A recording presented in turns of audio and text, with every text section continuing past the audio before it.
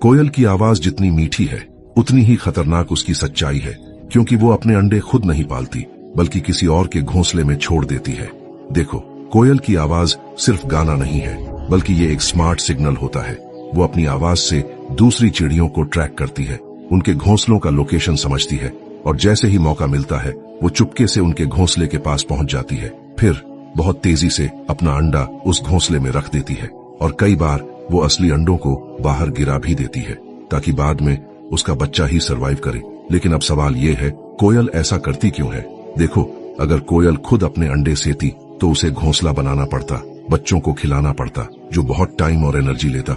लेकिन किसी और के घोंसले में अंडा छोड़कर ये एक ही सीजन में कई जगह अंडे दे सकती है, मतलब ज्यादा बच्चे यानी ज्यादा सर्वाइवल चांस। और यही नेचर का असली रूल है। सबसे हैरानी की बात, जिस चिड़िया का वो घोंसला होता है वो उस अंडे को पहचान ही नहीं पाती और उसे अपना ही बच्चा समझकर पालती रहती है।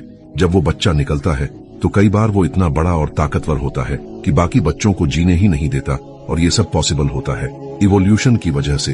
कोयल के अंडे दूसरी चिड़ियों के अंडों जैसे ही दिखते हैं और उसका बच्चा जन्म से ही इतना स्मार्ट होता है कि वो कंपटीशन ही खत्म कर देता है। तो अगली बार जब आपको कोयल की मीठी आवाज सुनाई दे तो याद रखना, वो सिर्फ गा नहीं रही बल्कि वो किसी और बर्ड को अपने बच्चे पालने के लिए ढूंढ रही है।